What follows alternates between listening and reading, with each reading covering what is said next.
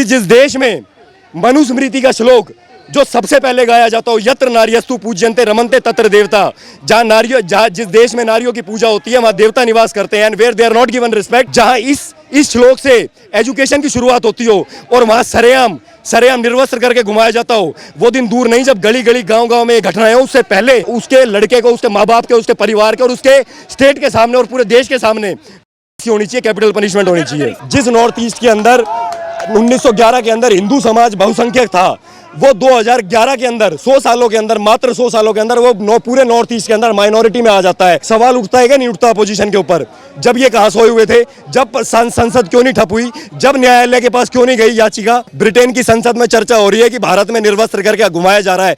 पाकिस्तान के अंदर 50,000 मंदिर टूट गए, ब्रिटेन की संसद सोई हुई थी। ब्रिटेन का षड्यंत्र जो है कि नॉर्थ ईस्ट को भारत से अलग कर दे ताकि नेक्स्ट वर्ल्ड वॉर के अंदर उसे चाइना, पाकिस्तान, बांग्लादेश और श्रीलंका चारों का एक्सेस मिल जाए इंडिया के थ्रू, तो इसलिए वो नॉर्थ ईस्ट को अलग करना चाहता है। इसलिए किसी को गजवाए हिंद जब बनाना है तो किसी को वेटिकन से पोप का आदेश चलाना है देश के अंदर, और हिंदू है भाई अपने सोते रहो आराम से, फ्री बिजली, फ्री पानी, और अपने IAS IPS बनाएंगे, हम तो नौकरी करवाएंगे। ठीक है भाई। अभी तक संसद एक भी बार नहीं चलने दिया गया, और संसद अगर बात करें संजय सिंह की तो बाहर बैठे हुए।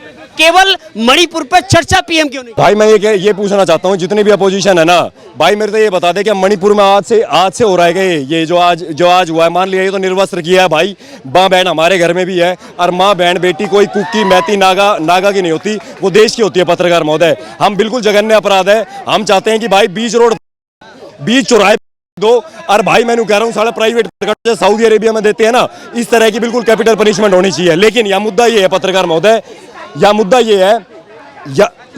ये है कि 1900 जो मणिपुर है, अपना जो मणिपुर है, इसके अंदर पिछले 75 सालों में अगर हम देखें, पास्ट में जाके हम देखें, तो क्या भाजपा सरकार जो ये आज फेस कर रहा है, क्या ये भाजपा सरकार की देन है? क्या 5 साल के अंदर हो गया ये सारी सिचुएशन जो क्रिएट हुई है? कुकी, नागा, मैती में जो संघर्ष चल रहा है, ये आज से चल रहा है। पत्रकार महोदय, आप मेरे को एक बात बताओ, पत्रकार महोदय, आंकड़े बता देता हूं, डेमोग्राफिक चेंजेस बता देता हूं, जो शायद किसी न्यूज पर सुनने को मिले आपके न्यूज के माध्यम से। सन 1921 में जो कुकी आतंकवादी आज की डेट में ये सब काम कर रहे हैं, कुकी ईसाई भी हैं वहां पे, कुकी आतंकवादी भी अलग अलग है। ये कुकी 1921 में 2% हुआ करते, 1921 के अंदर। 1951 के अंदर इनकी जनसंख्या 12% हुई, और 2023 के अंदर इनकी जनसंख्या 41% हो गई। क्या कोई अपोजिशन इस बात की गारंटी दे सकता है कि वहां पे भारतीय संस्कृति प्रिजर्व रहेगी?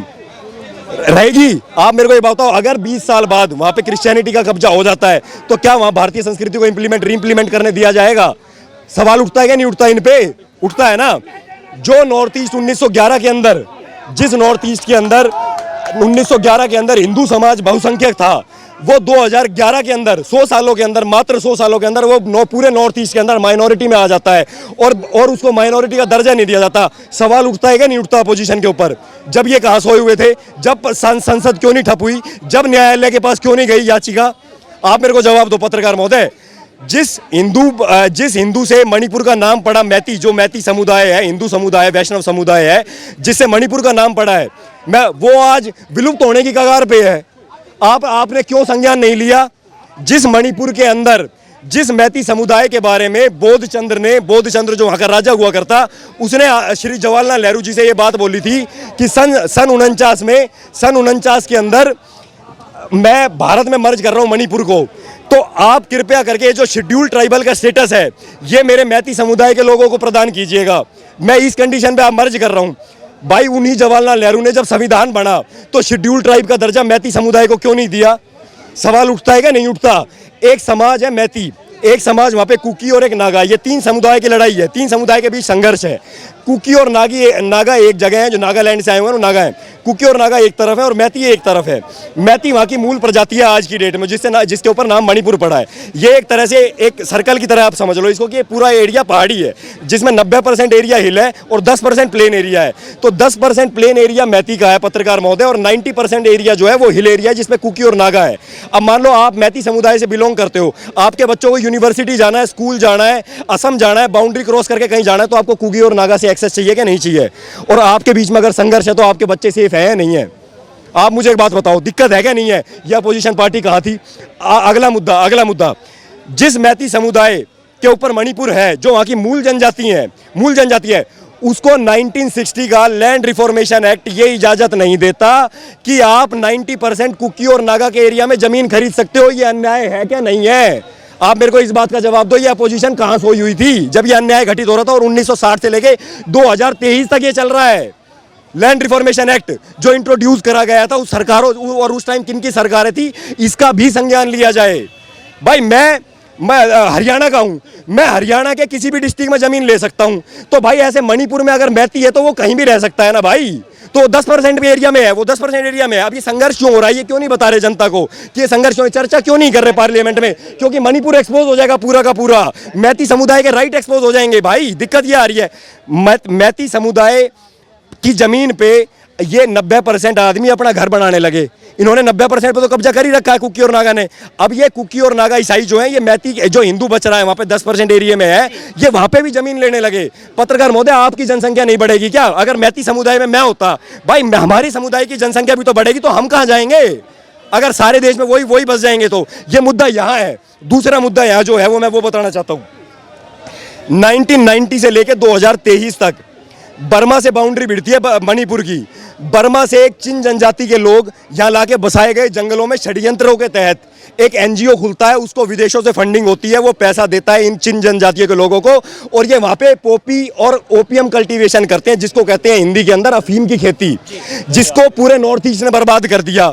अब मुझे आप एक बात बताओ, 1990 से 2023 तक ये खेती चल रही थी, तो ये अपोजिशन कहाँ सोई हुई थी? इन्होंने संसद क्यों नहीं ठप करी? भाई पूरा नॉर्थ ईस्ट बर्बाद कर दिया, तो इन्होंने संसद क्यों नहीं ठप करी?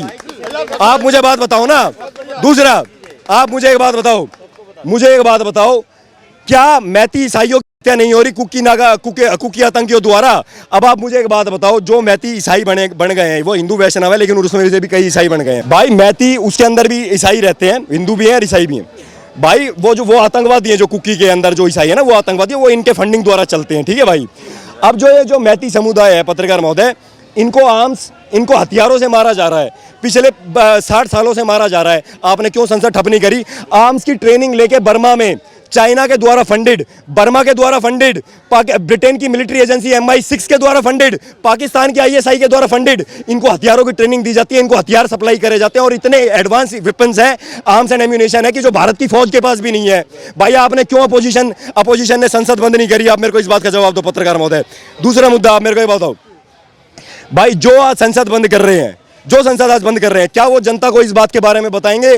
क्या ब्रिटेन का ये जो नॉर्थ ईस्ट का पार्ट है, क्या ब्रिटेन अपने राज्य के टाइम पे यहाँ पे क्रिश्चियन किंगडम नहीं बनाना चाहता था, जो वो खुद कहता है कि ये सपना हमारा अधूरा है और हमें इसको पूरा करना है? ये आप जनता को क्यों नहीं बताते? ब्रिटेन की संसद में चर्चा हो रही है कि भारत में निर्वस्त्र करके घुमाया जा रहा है। पाकिस्तान के अंदर 50,000 मंदिर टूट गए, ब्रिटेन की संसद सोई हुई थी है? जब वो ब्रिटेन में फॉरेन नेशनलिस्ट सुजेटा जॉर्डन उसको चलती गाड़ी में रेप किया गया 2 आदमियों के द्वारा, और जब वो थाने में, पार्क स्ट्रीट थाने में, पश्चिम बंगाल के थाने में कंप्लेन दर्ज करने गई, तो वो थाने वाले कहते हैं कि तुम्हारी भी कोई इज्जत होती है जिसको हम तार-तार करेंगे। 72 साल की बुढ़िया चर्च के अंदर, 72 साल की बुढ़िया का चर्च के अंदर घुस के रेप किया जाता है। पश्चिम बंगाल के अंदर यूरोप का संसद सोया हुआ था। पागल बना रहे हैं जनता का भाई, चोर हैं सब के सब, निकम्मे निकृष्ट आदमी है जो इस देश को बर्बाद करने पे तुले हुए हैं। भाई एन बीरेन सिंह, मुख्य चीफ मिनिस्टर ऑफ मणिपुर का फरवरी का भाषण सुन के देखना आप, जिसमें उन्होंने क्या बात बोली। उन्होंने बोला हम अपने देश को इलीगल इमिग्रेंट से बचाएंगे जो बर्मा से आ रहे हैं, पहली बात। दूसरी बात, जितनी भी ड्रग की खेती होती है और जमीन को अनफर्टाइल करने का काम किया जा रहा है, हम उसको रोकेंगे। ये भारत किसी विदेशी का गुलाम नहीं है जो यहाँ की फंडिंग से हमारी फौज को चुनौती दी जाएगी। 4 फौजी मार दिए गए, क्यों संसद ठप नहीं करी? भारत की आर्मी के 4 फौजी मार दिए गए थे भाई बर्मा के अंदर, मणिपुर के अंदर, क्यों संसद ठप नहीं हुई? आप मेरे को इस बात का जवाब दो, है इनके पास जवाब? भाई जब ये 3 चीज, और तीसरी चीज, जब कोर्ट ने कहा कि मैती समुदाय ने कहा कि भाई हमारी जमीन पर कब्जा हो रहा है, हम कहाँ जाएंगे, तो हमें शेड्यूल ट्राइबल का स्टेटस दिया जाए ताकि हम बाकी जगह पे भी जमीन ले सकें और अपना घर बना सकें। भाई जब इनको लगा कि हमारा ड्रग का धंधा जिससे लाखों करोड़ों रुपए बनता है वो बंद हो जाएगा, हमारा आर्म्स एंड एम्यूनेशन का धंधा जिससे तस्करी का व्यापार चलता है वो बंद हो जाएगा, हमारे जो एनजीओ को क्रिश्चियन मिशनरीज को फंडिंग मिल रही है यूरोप से, ब्रिटेन से, अमेरिका से, ये बंद हो जाएगी। जब इन्हें लगा कि चिन जनजाति के लोगों को बाहर भेजा गया था, 2 करोड़ वोटर्स पश्चिम बंगाल में विलुप्त हो गए थे जैसे ही आधार कार्ड को लिंक करा था। 2 करोड़ वोटर्स, 2 करोड़ ऐसे ही ये जो समुदाय के लोग हैं ना जो मणिपुर को बर्बाद करना चाहते हैं, भाई ये विलुप्त हो जाएंगे और इनका पूरा का पूरा षड्यंत्र एक्सपोज हो जाएगा अगर मैती वहाँ पे आया। और ब्रिटेन का षड्यंत्र जो है कि नॉर्थ ईस्ट को भारत से अलग कर दे ताकि नेक्स्ट वर्ल्ड वॉर के अंदर उसे चाइना, पाकिस्तान, बांग्लादेश और श्रीलंका चारों का एक्सेस मिल जाए इंडिया के थ्रू, तो इसलिए वो नॉर्थ ईस्ट को अलग करना चाहता है। जो नॉर्थ ईस्ट 1947 के बाद बाउंड्री जो वो 47 में छोड़ के गए थे, क्योंकि उन्हें इस बात का पता था, क्योंकि जब हिंदू मुसलमान के दंगे चल रहे थे 47 में, तो इनको डर के कारण 1947 में बर्मा को मणिपुर को छोड़ना पड़ा, अन्यथा ये 1947 के बाद खिसकने वाले नहीं थे वहां से। एक सवाल कि जब संसद लगातार ठप है तो आखिर चर्चा क्यों नहीं करना देना चाहते हैं, क्यों चर्चा के लिए तैयार नहीं है विपक्ष पूरा? हथियारों की तस्करी करके पैसा किसके पास जाता है? एनजीओ का पैसा किसके पास जाता है? मिशनरी से जो धर्म परिवर्तन करवाते हैं वो पैसा किसके पास जाता है? जो ये अफीम की खेती होती है, पूरे देश के अंदर अफीम बिक रहा है, पॉपी बिक रहा है, ये हीरोइन बिक रही है, इससे कमाई किसकी होती है? तो जिसकी कमाई हो रही है ना और जिसके पेट पे लात लग रही है, वही चर्चा नहीं देना चाहते पत्रकार महोदय। जय श्री राम। इलाज एक, मणिपुर का इलाज क्या है? भाई मणिपुर का इलाज सिर्फ एक है, arm force special power act. भाई armed force special power act government should reimplement arm force special power act, जिसके तहत जो पहले से था उसमें, लेकिन वो साजिश के तहत हटवा दिया गया। भाई वो जब यहाँ पे आ जाएगा तो मैं जनता को उसके लिए भी बता देता हूँ, स्टेट पुलिस के जितने भी राइट्स होते हैं, स्टेट पुलिस जूनियर हो जाती है और एएफ आर्म्ड फोर्सेस ऊपर आ जाते हैं, तो जितने भी अधिकार हैं जो स्टेट पुलिस वहाँ पे कंट्रोल करती है, क्योंकि लॉ एंड ऑर्डर मेंटेन करना स्टेट का काम है, वो सारा काम चला जाता है आपकी आर्म्ड फोर्सेस के पास। आर्म्ड फोर्सेस सबको एक मानती है। देखो नेता आपकी वोट बैंक के ऊपर चलते हैं, पुलिस आपके अपने एरिया की होती है, तो वो न्याय नहीं कर सकती, ना ही नेता न्याय कर सकता, क्योंकि उसे आपसे वोट चाहिए। तो भाई आर्म्ड फोर्सेस का रीइंप्लीमेंटेशन ही इसको कंट्रोल कर सकता है। तो मैं आदरणीय प्रधानमंत्री श्री नरेंद्र मोदी जी से, माननीय मुख्यमंत्री योगी आदित्यनाथ जी से और माननीय मुख्यमंत्री विश्व शर्मा जी से, जिन तीन लोगों को मैं मानता हूं, मैं इनसे निवेदन करना चाहता हूं कि जिस देश में मनुस्मृति का श्लोक जो सबसे पहले गाया जाता हो, यत्र नार्यस्तु पूज्यन्ते रमन्ते तत्र देवता, जहाँ जिस देश में नारियों की पूजा होती है वहाँ देवता निवास करते हैं, and where they are not given respect all actions result in failure, जहाँ इस श्लोक से एजुकेशन की शुरुआत होती हो और वहाँ सरेआम निर्वस्त्र करके घुमाया जाता हो, वो दिन दूर नहीं जब गली गली गांव में घटनाएं हो। उससे पहले आप बीच चौराहों पे उसके माँ बाप को दिखाते हुए, कि उसकी माँ को दिखाते हुए कि तुमने कैसी कोख से इसको जन्म दिया, और उसके बाप को दिखाते हुए कि तुमने कैसे संस्कार अपने बेटे को दिए, कि ये किसी की बेटी को निर्वस्त्र करके और उसके साथ रेप करते हैं और उसके बाद उसकी हत्या कर देते हैं। भाई उसके लड़के को, उसके माँ बाप के, उसके परिवार के और उसके स्टेट के सामने और पूरे देश के सामने भाई होनी चाहिए, कैपिटल पनिशमेंट होनी चाहिए। इसी तरह की घटना बिहार में होती है, पश्चिम बंगाल में होती है, तो संसद ठप क्यों नहीं की जाती है? तो इस्तीफा सीएम से क्यों नहीं मांगा जाता है और क्यों मोदी पर सवाल खड़े नहीं होते हैं? भाई देखो कहानी ये है कि 75 साल से सब कुछ वो कानून, वो था ना, वो एक डायलॉग था ना कश्मीर फाइल्स में, वो डायलॉग सुना था आपने? बोला क्या दिक्कत है, सरकार किसी की भी हो, सिस्टम तो हमारा है। तो वही कहानी है भाई, सरकार किसी की भी हो, सिस्टम तो हमारा है। सिस्टम तो ड्रग वाला का चल रहा है, सिस्टम तो दारू बेचने वालों का चल रहा है, सिस्टम तो अफीम की खेती वाला का चल रहा है, सिस्टम तो मिशनरीज का चल रहा है, सिस्टम तो उनका चल रहा है जिनने 1911 से लेकर 2011 के बीच में 100 साल में डेमोग्राफी चेंज कर दी। भाई 4 मुद्दे सिर्फ मोटे मोटे समराइज करके बता देता हूं देश को, ठीक है? पहला मुद्दा डेमोग्राफिक चेंज, उसको कंट्रोल करो। दूसरा राइट टू वोट परसेंटेज जनता सरकारों से कहना चाहता हूं जो आज हिंदूवादी सरकारें हैं, भाई ऐसा है ना तो तुम नेता बन पाओगे ना भाजपा की सरकार दोबारा बनवा पाओगे जब तक right to vote percentage fix नहीं करोगे। पत्रकार महोदय मेरे को बताओ, आज मैं 2% था 1921 में, कुकी ईसाई 2% थे, वो 1951 में 12 हुए और 2023 में 41 हुए। सरकार बना लोगे आप?